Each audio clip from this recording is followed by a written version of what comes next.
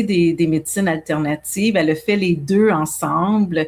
Elle a décidé, elle aussi, de voir ça comme une aventure, comme un chemin de découverte. Puis elle dit que c'est ce qui l'a gardé dans un état positif pendant tout son parcours.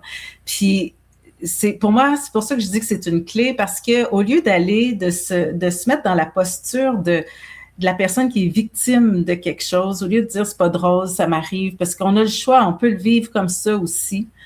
C'est plutôt de se mettre dans la posture de bon, ok, peut-être c'est pas quelque chose c'est pas quelque chose qu'on voulait qu'il se passe dans notre vie, mais là c'est là. Maintenant que c'est là, qu'est-ce que je choisis d'en faire? Comment je choisis de vivre ce chemin-là? Et ça, c'est un choix qu'on peut faire.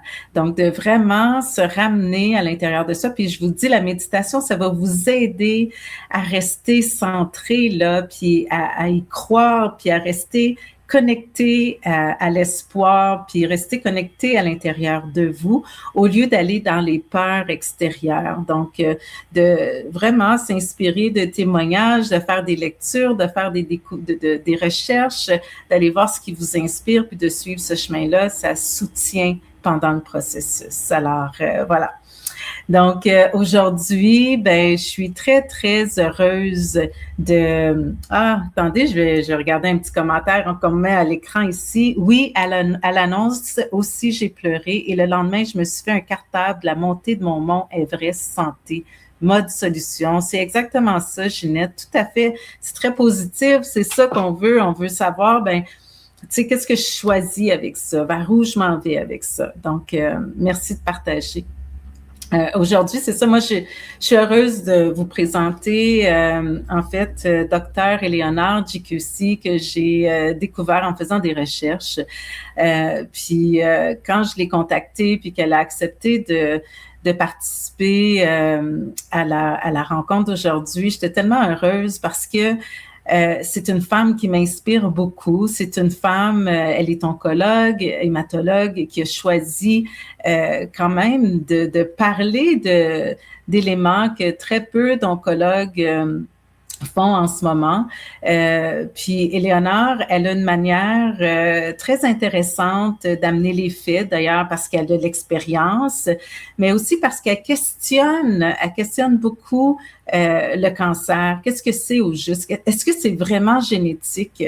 Puis ça m'inspire parce que je trouve que c'est justement ça, notre thème d'aujourd'hui, c'est de s'ouvrir à autre chose, d'oser se questionner, d'oser faire des recherches, oser peut-être penser en dehors de la boîte ou de ce qui nous est présenté. Puis, alors, c'est ce que Éléonore fait très, très bien. En plus d'être oncologue, hématologue, elle est aussi, en fait, elle est experte en nutrition et en micronutrition. Elle est de la France, donc je suis très, très heureuse de vous la présenter.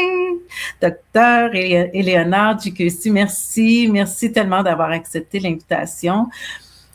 Donc, en entrée de jeu, comme ça, là, je vous ai présenté rapidement, mais j'aimerais ça qu'on prenne le temps ou peut-être que vous vous présentiez là, un peu plus en détail aux participants du programme. Oui, avant tout, Geneviève, je voulais vous remercier pour cette invitation.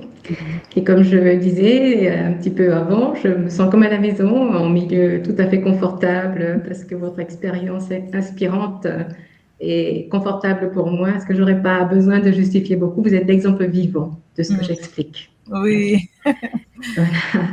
Donc, je suis oncologue, hématologue de formation tout à fait classique. Je fais mes études dans les universités françaises et j'exerce actuellement en France. Très tôt dans mon parcours, j'ai eu le sentiment qu'il manquait quand même quelque chose, parce que moi j'ai fait mes études à l'époque où on parlait beaucoup de chimiothérapie, où on utilisait beaucoup de la chimiothérapie uniquement.